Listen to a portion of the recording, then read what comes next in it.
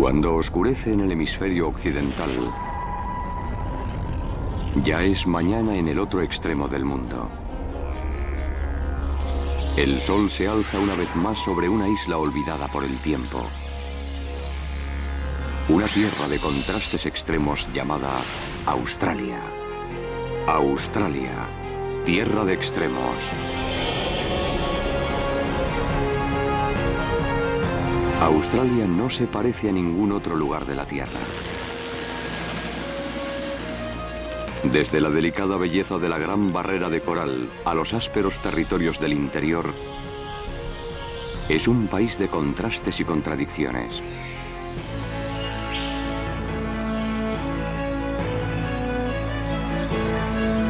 La historia australiana no tiene parangón en antigüedad.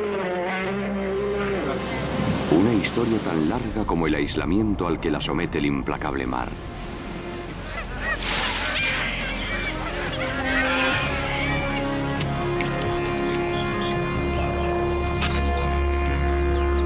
Esta es la historia de una antigua tierra que se ha forjado su propio destino. De un continente asolado, único por su biología, su paisaje y sus gentes.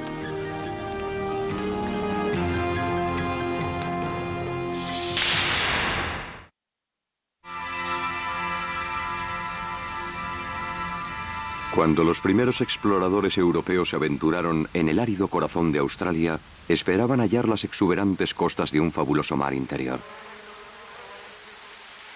En lugar de eso, se adentraron en uno de los paisajes más antiguos y desérticos del globo.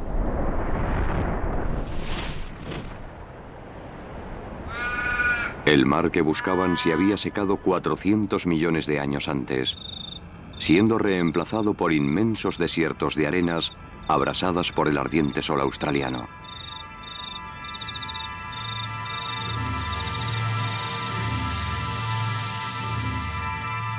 Incluso los animales parecían arcaicos, desconocidos y peligrosos.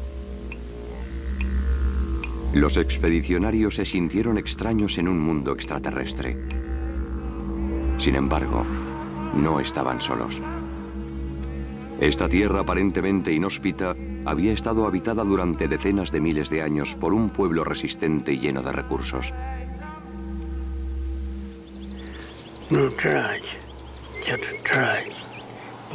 No teníamos pantalones, ni camisas, ni calzado. Íbamos desnudos. Por supuesto, la vida era difícil, pero somos gente fuerte y dura. Había mucha comida. Comíamos higos y ciruelas y desenterrábamos cebollas silvestres. Entonces me lo pasaba bien. El anciano aborigen Billy Wara creció a la sombra de Ayers Rock, ahora conocida por su nombre aborigen, Uluru. Alzándose más de 300 metros sobre la planicie del desierto, Uluru es la mayor roca del planeta. Su aspecto cambia con cada variación de la luz.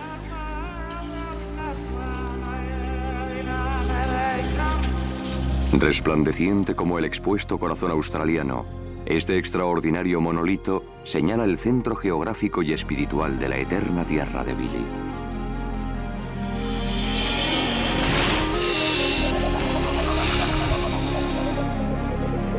La historia de Australia es tan vieja como la propia Tierra. La Tierra se formó hace 4.500 millones de años, en el mismo instante en que nacía violentamente el sistema solar. Las primeras rocas australianas se originaron en las actuales costas de la isla más extensa del mundo.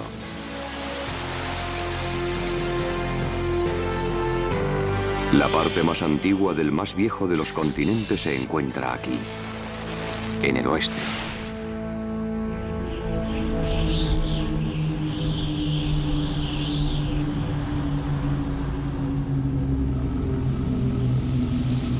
Esta es en verdad una tierra olvidada por el tiempo. Aquí, en Pilbara, ocultas bajo una inusualmente lozana vegetación, se encuentran algunas de las rocas más antiguas del mundo, datadas hasta en 3.500 millones de años. Pero esta es también tierra de reptiles. Acechando entre las matas de plantas espinosas, se hallan muchas de las 100 especies de serpientes venenosas australianas. La región de Pilbara es una de las mejores reservas de reptiles del mundo, la meca de amantes de las serpientes como Annie y Chris Barnes. Es muy bonita. Preciosa. En su búsqueda de reptiles, sacan el máximo provecho de un medio sumamente duro y peligroso para el ser humano. Mi esposa estuvo cerca de sufrir una picadura en esta zona. Una vez tuvo un encuentro con una en un cobertizo. Fui a sorberle el veneno, pero llevaba puestas las botas, lo que fue bueno para ella. Pensaban que estaba atrapando una serpiente de cascabel, pero lo que sonaba era el choque de las rodillas al temblar. Chris y Annie son los cazadores oficiosos de serpientes de la remota población minera de Tom Price. Sus servicios son requeridos hasta 6 veces al día para desalojar reptiles intrusos de la ciudad. En la mayoría de las ocasiones, el indeseable huésped es letalmente venenoso. De las 32 serpientes más mortíferas del mundo, 11 son especies endémicas de Australia. Y de esas 11, 3 de las más peligrosas se encuentran en la región de Tom Price. Tenemos la víbora australiana del desierto, la malga y la Western Brown o Pseudonaia nucalis. Fue aquí, en el césped. ¿De verdad es...? La vi aquí. No puede estar lejos. Bien, ¿la tienes? Bien. Es una malga respetable. ¿Es una malga? Sí. Sí. Malga o Pseudechis australis, como prefiera. No tiene mal tamaño, ¿verdad? Son muy venenosas, ¿no? Mortalmente. Mortalmente. Muchas gracias, chicos. Me dio un susto de muerte. No todas las llamadas que se reciben son a causa de serpientes venenosas.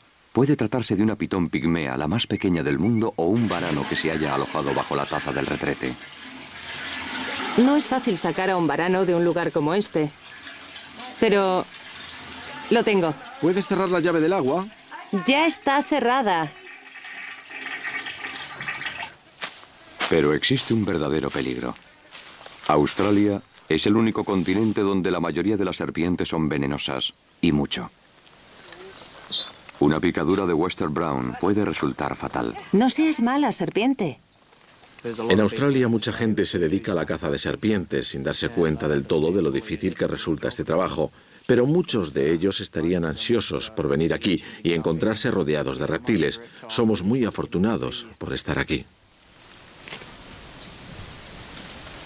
Las serpientes también son muy afortunadas porque tras su captura son devueltas a su antiguo entorno del interior.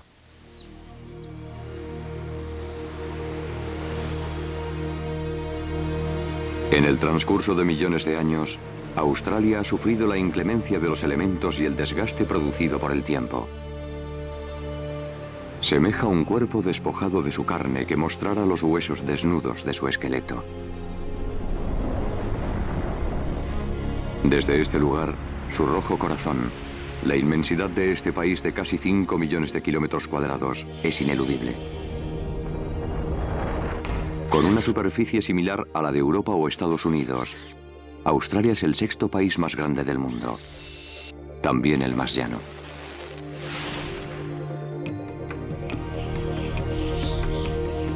La cordillera McDonnell, en el centro de Australia, fue en tiempos la más enorme cadena montañosa del planeta. Los picos más elevados eran más altos que el Everest. La erosión la ha convertido en una sombra de lo que fue. Uno de los agentes erosivos ha sido el río Finke, el más antiguo del mundo. Durante 100 millones de años ha serpenteado por estas tierras a lo largo de este mismo cauce ahora seco y arenoso. La mayoría de las corrientes fluviales del interior solo fluyen estacionalmente. Cuando lo hacen no desembocan en el mar, sino que desaparecen entre las sedientas arenas del desierto.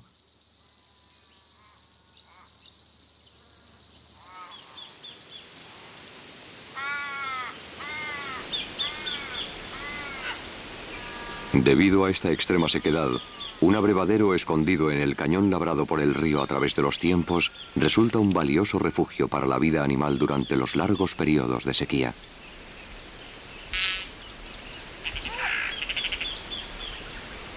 Encontrar peces en el desierto resulta una sorpresa. También nos sorprenden estas palmeras que han sobrevivido en una quebrada durante 65 millones de años. Estas gargantas son como recónditas islas de vida, protegidas por sus muros rocosos del mar de tierra seca que se extiende al otro lado.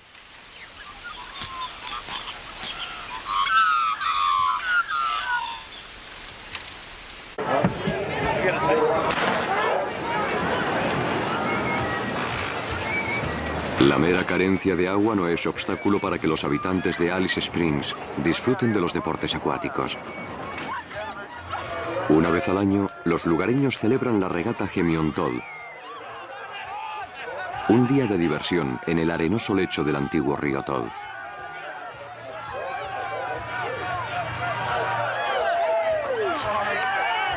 Las embarcaciones están adaptadas a las condiciones del lugar. Solamente una vez en los últimos 40 años la regata se suspendió debido a que el río llevaba agua.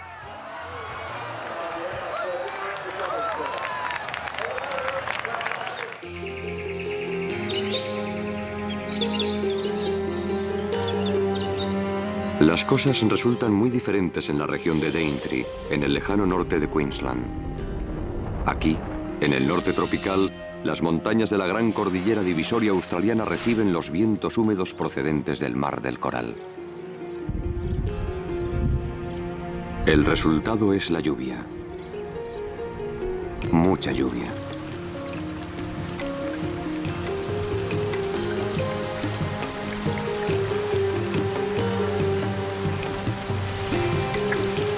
Con unas precipitaciones anuales de 10.000 milímetros por metro cuadrado, el nebuloso Pico Thornton resulta el lugar más húmedo de Australia y uno de los más lluviosos del mundo.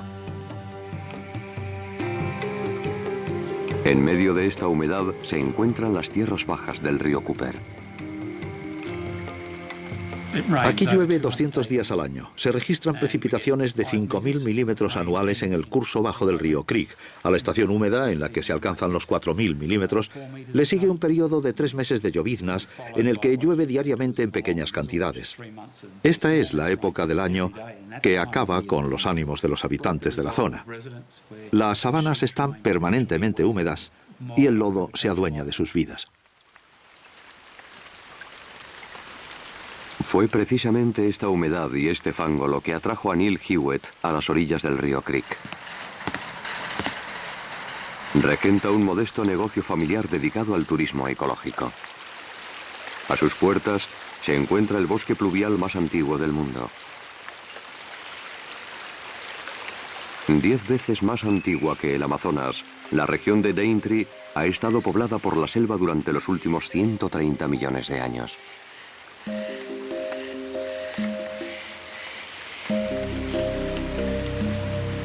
La diversidad biológica es prodigiosa.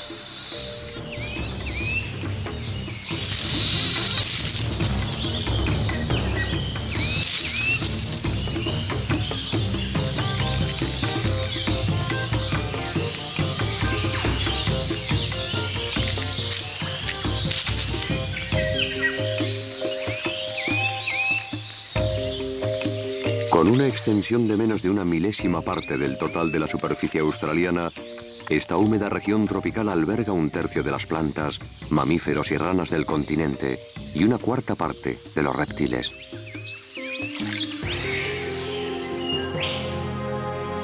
De las 19 familias de plantas ancestrales con flores, 12 se encuentran en un pequeño rincón de las tierras bajas del río Cooper. Más que en toda Sudamérica, donde se hallan solo 9. Esta semilla procede del árbol conocido como árbol dinosaurio. Fue redescubierto en 1971 por tratarse de la causa de la mortandad del ganado que se produjo en la región de Catchman, en la zona del río Cooper. El granjero que perdió las reses sospechaba que se trataba de juego sucio, así que solicitó una autopsia en la que se hallaron estas grandes semillas en los estómagos de los animales. Si comprobamos los registros existentes, vemos que fue declarado extinto en 1902, de modo que hasta 1971, con el redescubrimiento de esta semilla, la selva tropical de Daintree no adquirió importancia científica.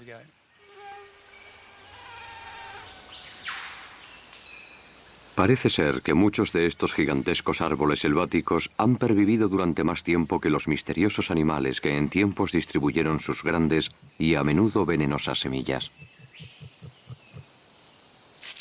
Hoy en día, la única criatura capaz de ingerir muchos de los frutos silvestres de brillantes colores es el casuario. Con un peso igual al de un hombre, esta enorme ave privada de la capacidad de volar se nutre de la fruta que cae de los árboles. La labor que ejerce el casuario es importante. Transporta las semillas de un lugar a otro y las deposita completas con una porción de fertilizante natural.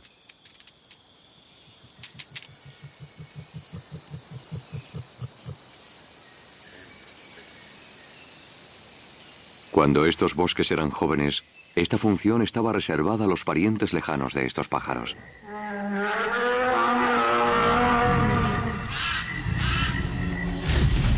Estas selvas pertenecían a los dinosaurios.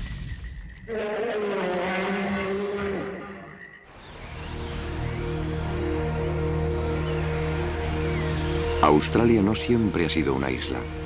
Durante 500 millones de años estuvo unida a la Antártida, la India y Sudamérica, formando parte del gran continente Gondwana en el hemisferio sur.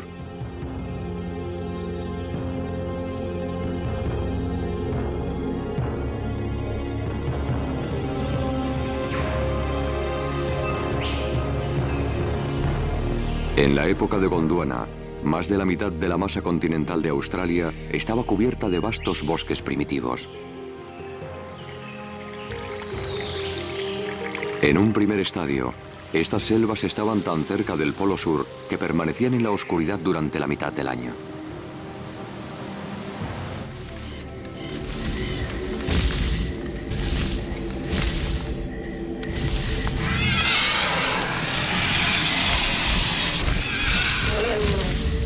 Como en cualquier otro lugar del planeta, los dinosaurios vagaban por los sombríos bosques de Gondwana y los pterodáctilos gobernaban los cielos.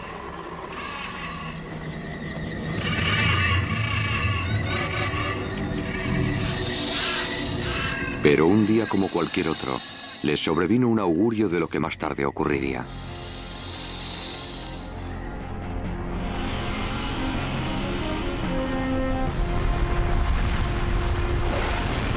Hace 140 millones de años, un cometa se cruzó en el curso orbital terrestre, colisionando.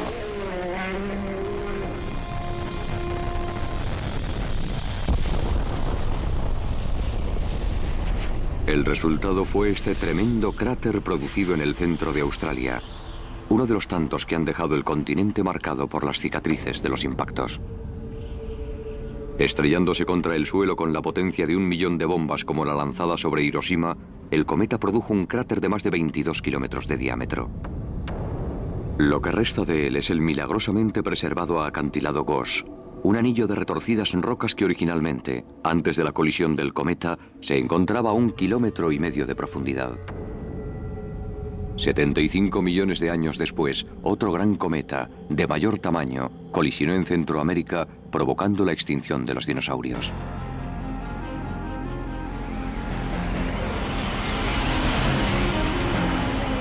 Sin embargo, la mayor consecuencia que este impacto de mayor potencia trajo para Australia fue el desgaje de Gondwana. Mientras el continente antártico se encaminó hacia su helado destino en el Polo Sur, Australia escapó hacia el calor del norte.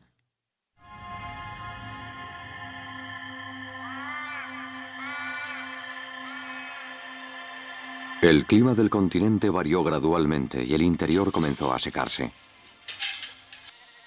En la actualidad, pueden pasar años e incluso décadas entre dos lluvias aceptables.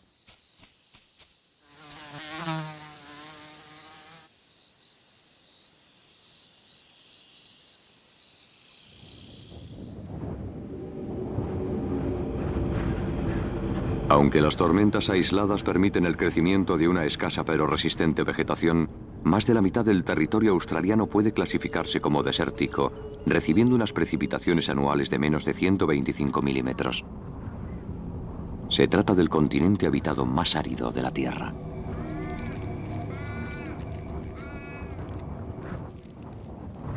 A medida que la Tierra se secaba, los animales tenían dos opciones: adaptarse o perecer. El emu, pariente desertícola del casuario, no desperdicia energías recorriendo las grandes distancias que lo separan de la comida. Tampoco lo hace el canguro, animal indisolublemente unido a este entorno. El aislamiento del resto del mundo permitió a los marsupiales australianos desarrollar formas únicas. En cualquier otro continente, estos rostros corresponderían a animales con pezuñas.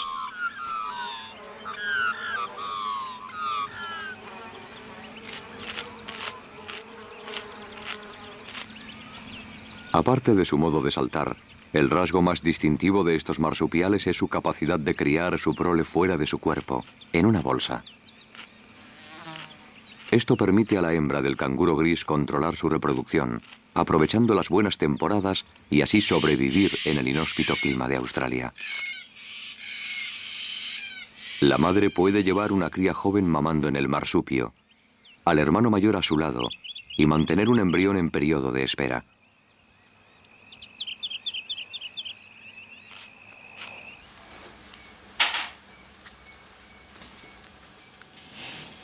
El largo tiempo que un marsupial permanece en la bolsa de su madre puede complicar la vida de las personas que cuidan de los animales heridos o huérfanos. ¿Te estás durmiendo otra vez? Despierta, despierta. Para la madre adoptiva Margaret Cianelli, estos cuidados significan una rutina interminable de biberones para un pequeño canguro. Enseñar a una zarigüeya rayada a comer insectos y asegurarse de que una zarigüeya de cola anillada aprenda a mantener el debido equilibrio. Se trata de una tarea tan difícil como educar a los propios hijos. Tienes hipo. Eso quiere decir que estás nervioso. ¿Es esto lo que te pone nervioso? Pero con mucho, el mayor reto de Margaret es Timothy, un canguro arborícola. Esto es tuyo. ¿Quieres un poco de eso? Tú no, salta a la bolsa. Además de tener que vérselas con su mucha vitalidad, Margaret debe enseñar a Tim los rudimentos de la supervivencia. De algunos de ellos, al igual que la mayoría de los canguros, sabe muy poco. ¿Está rico? Cómo trepar a los árboles. ¿Damos un paseo? Sí, vamos, demos un paseo. Buen chico, ¿quieres trepar al árbol? Venga. No resulta muy grácil subido a un árbol, ya que sus características físicas no están bien adaptadas a la vida arborícola. No disponen de un pulgar oponible, no tienen una cola prensil. Así que, algunas veces, cuando veo a Timothy en un árbol, tengo que darme la vuelta y marcharme porque me pone nerviosa. Pienso, se va a caer, se va a caer. Vuelve aquí, Timothy, ¿eh? Ahora sí que estás fardando. Sabes que ya te caíste de ahí una vez. Hay que ponerlos en libertad gradualmente. Es un proceso lento. Cada vez pasan más tiempo fuera, hasta que ya no vuelven más que para hacer cortas visitas o no regresan más. Estamos muy contentos de eso.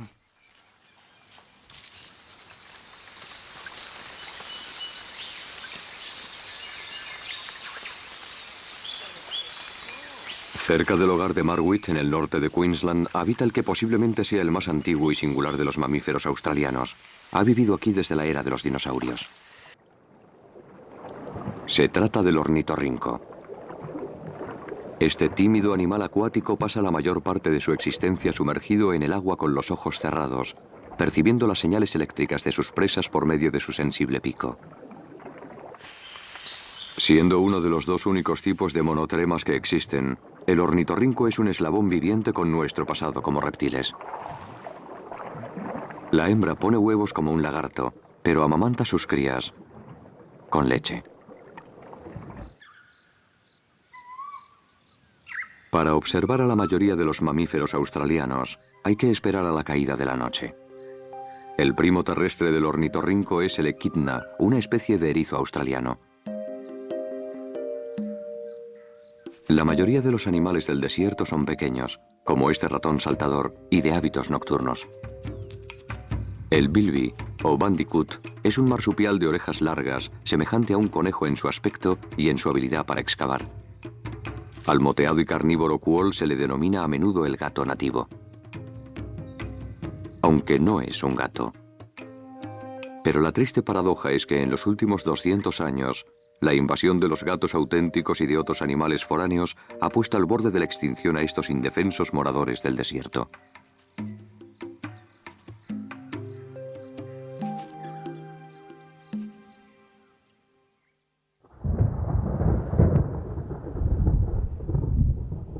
No todas las regiones de Australia sufren un clima impredecible. En el extremo septentrional del territorio del norte, el monzón es regular como un reloj. La formación de nubes tormentosas es el preludio de la estación húmeda. Y los pastos, agostados por la larga y calurosa estación seca, crecen exuberantes.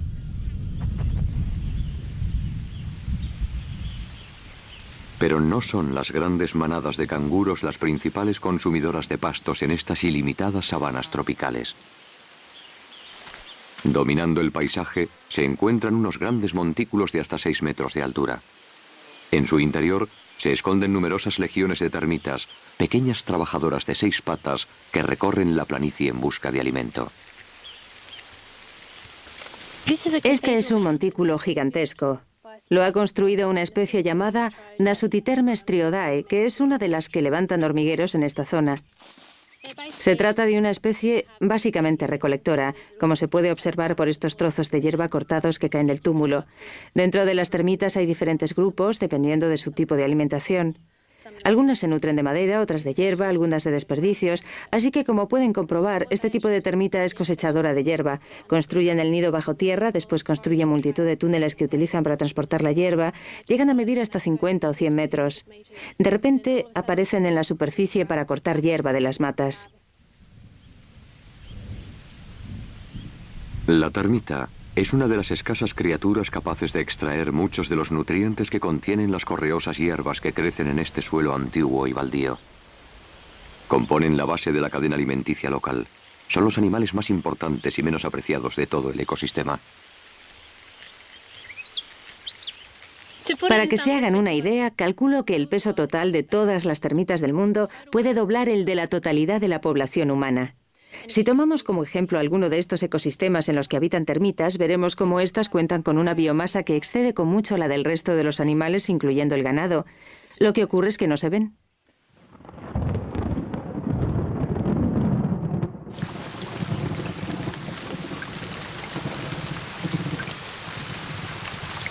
Cuando el monzón finalmente llega, las termitas confían en la seguridad que les ofrece la cima del túmulo y en las reservas acumuladas de hierba.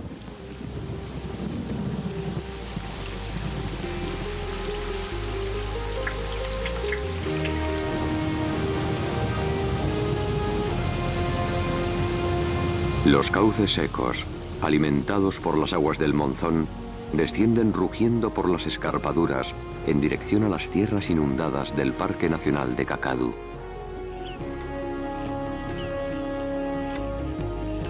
Una vez más, el agua trae la vida y la promesa de una temporada benigna.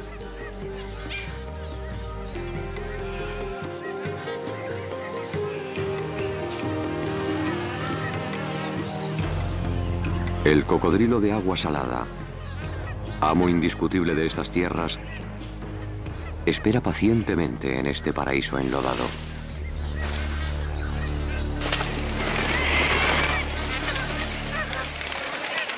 La raza humana oyó por primera vez este aparentemente tranquilo entorno hace 60.000 años, y aquí sigue desde entonces.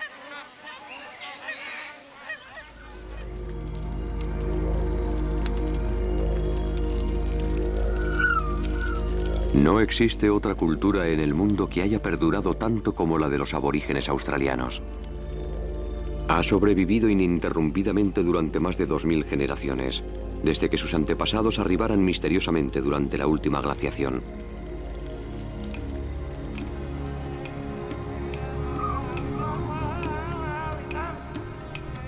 Los pueblos aborígenes decoraban las rocas australianas mucho antes de que los cavernícolas pintaran en las paredes de Lascaux, en Francia.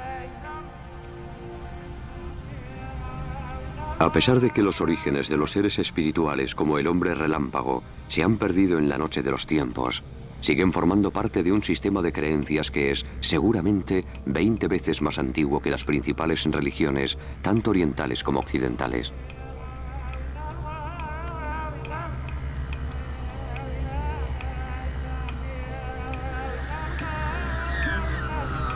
Aquí se puede contemplar el testimonio de animales ya extintos y de acontecimientos tan recientes como la llegada del hombre blanco.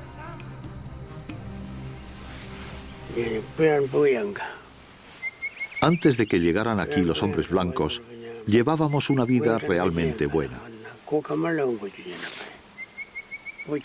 Nos alimentábamos principalmente de carne de canguro y varano. Ni siquiera teníamos idea de la existencia del hombre blanco.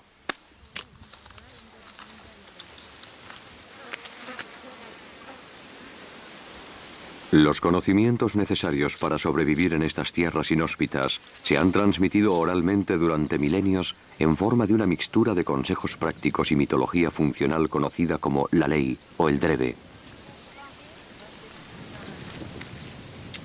Sin embargo, la irrupción del mundo exterior ha perturbado el modo de vida tradicional y ha causado la dispersión de los 600 clanes aborígenes originarios.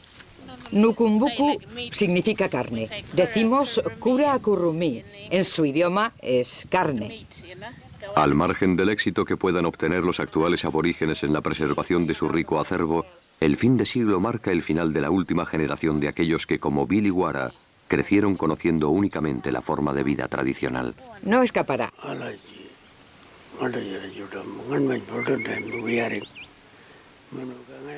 Todos mis seres queridos de los viejos tiempos han fallecido.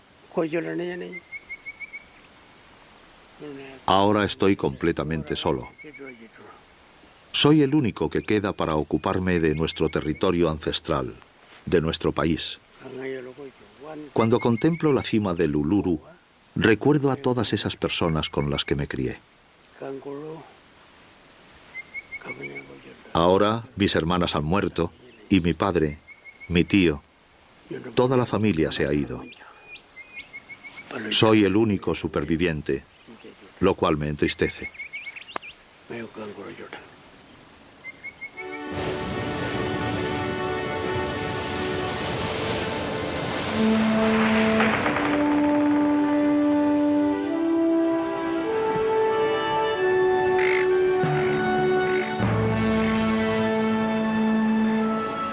Quizá la mayor contradicción de Australia sea que un continente tan antiguo acoja a una nación tan joven.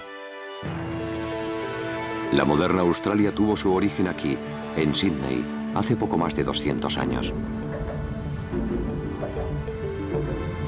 De ser una colonia penitenciaria instalada en el lugar más alejado posible de Gran Bretaña, ha pasado a convertirse en una de las ciudades más importantes del planeta, albergando una población de cerca de 4 millones de habitantes procedentes de todas partes del mundo.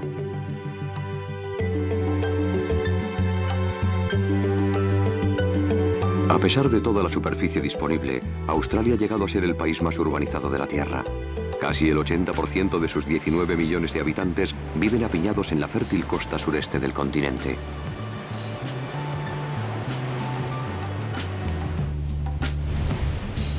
Tres de cada 4 personas viven a solo 1 hora en coche de la costa. Y vaya costa.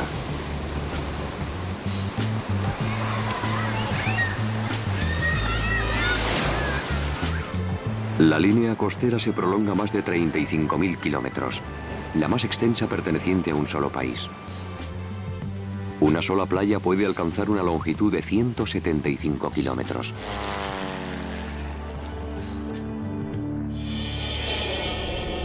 La joya de la corona del mundo submarino australiano es la Gran Barrera de Arrecifes. Los arrecifes se extienden paralelamente a la tropical costa este, a lo largo de más de 2.200 kilómetros.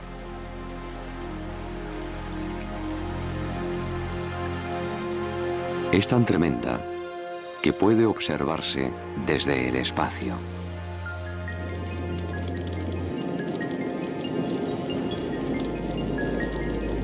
No se trata de un solo arrecife, sino de una red formada por unos 3.000 arrecifes e islas coralinas distintos que, juntos, conforman el mayor organismo vivo del planeta.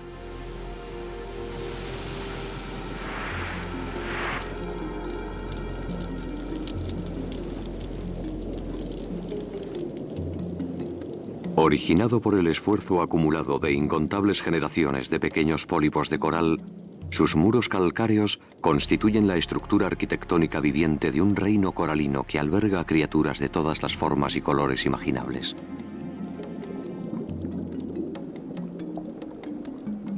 El rey de todos los moradores del coral es el más temible depredador, el tiburón tigre.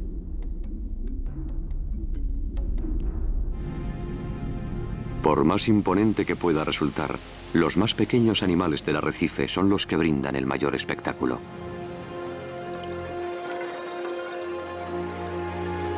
A principios de verano, y solo durante unas pocas noches después del plenilunio, el coral estalla en una orgía de sexualidad sincronizada.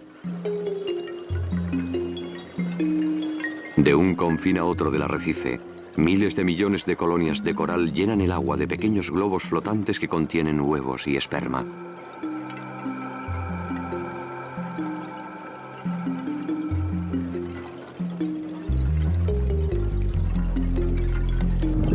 Es este el acontecimiento que aúna a todos los miembros que componen el enorme laberinto viviente de la Gran Barrera de Coral.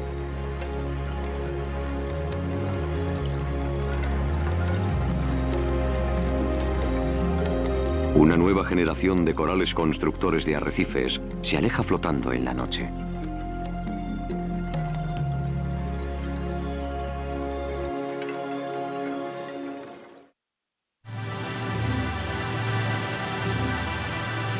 El latido de este continente de contrastes siempre lo ha marcado el ritmo del sol. Con cada amanecer, en el interior comienza un nuevo reto para la supervivencia. Es hora de que el Moloch entre en acción.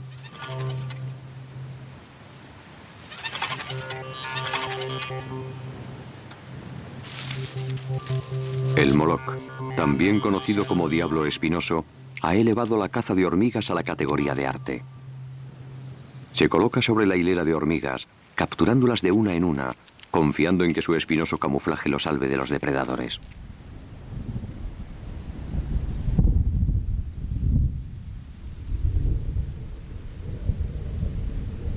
Esta extraordinaria lagartija guarda otro as en la manga: su capacidad para atrapar las primeras gotas procedentes de una tormenta pasajera. La extraña piel del Moloch absorbe el agua como una esponja y la conduce hasta su boca para que pueda beberla.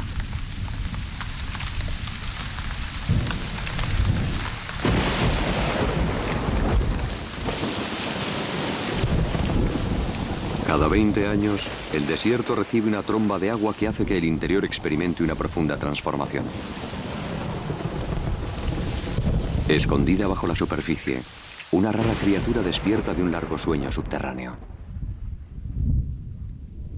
Durante años, la rana de madriguera del desierto ha estado esperando una precipitación lo suficientemente copiosa como para garantizarle una exitosa expedición a la superficie.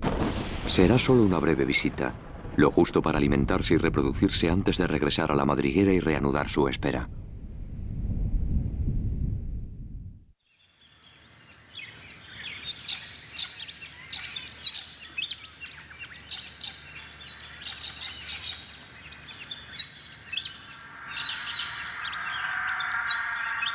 Durante un corto lapso de tiempo, un abrevadero al pie del Uluru se convierte en un lugar concurrido y bullicioso en el que animales raramente vistos recuperan el tiempo perdido.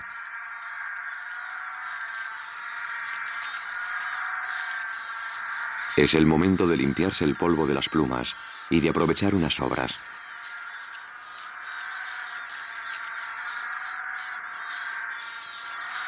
Lluvias tales son siempre preludio de buenos tiempos. Cuando llovía en lugares como el Uluru, los cauces secos se llenaban de agua clara y buena que nos encantaba beber. Nos poníamos tan contentos que corríamos hasta el agua que rebosaba. Y solo teníamos que inclinarnos para beber. Después subíamos a los afloramientos para cazar canguros y ualabíes. Esa era la única vida que conocíamos. La tierra nos sustentaba.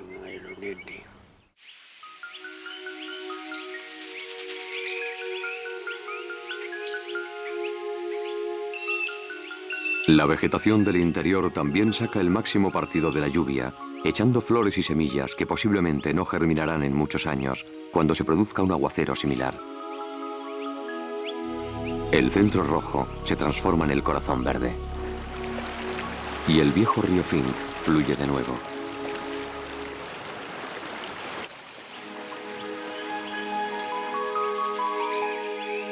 Por todo el continente australiano, las plantas se han adaptado a las impredecibles lluvias y a los suelos yermos.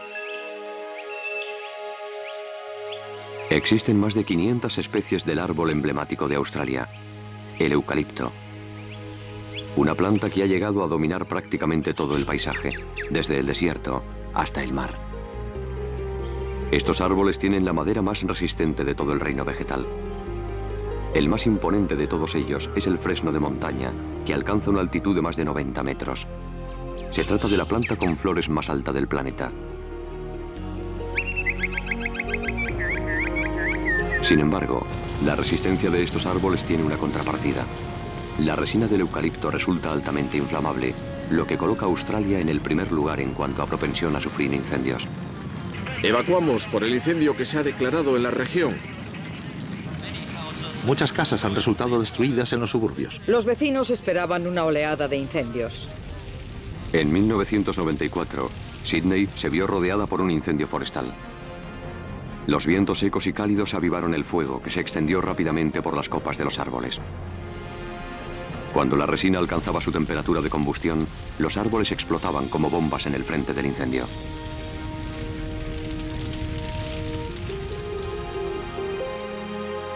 No obstante, pocas semanas después, la vida rebrotaba.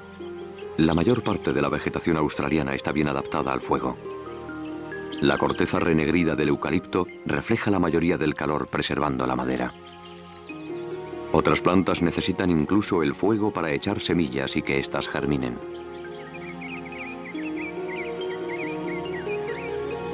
En el plazo de unos pocos años, los montes de Sydney resurgieron de sus cenizas como una verde ave fénix.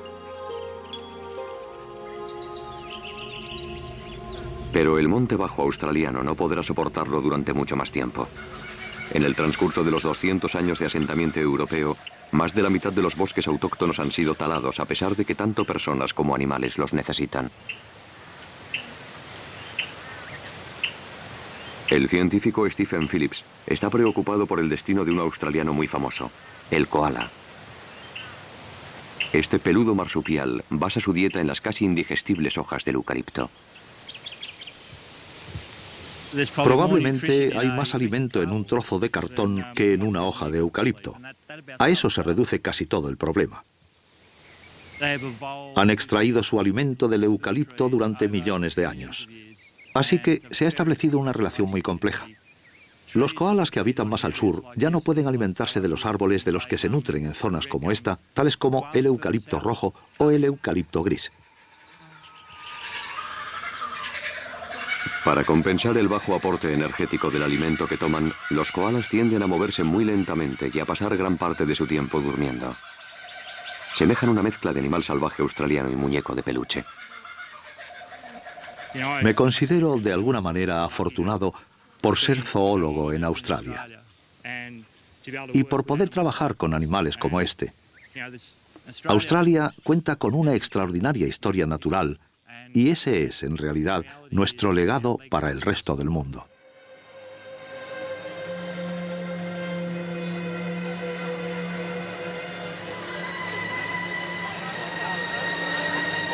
En ningún otro lugar del mundo se encuentran tan cerca la herencia del pasado y la promesa del futuro. En un repetido ritual, los murciélagos gigantes comedores de fruta abandonan su refugio diurno para emprender una nueva búsqueda de alimento en los alrededores de Sídney. Sin embargo, vuelan sobre una gran tierra austral que ya no es una isla apartada del mundo moderno.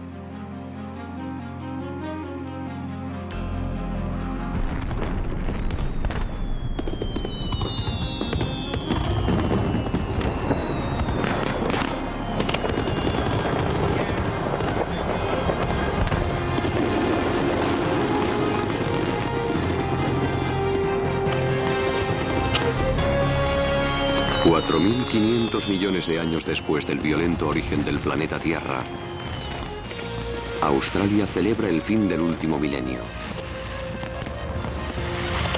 Un lapso ínfimo para esta tierra que ha presenciado el transcurrir de la mayor parte de la historia.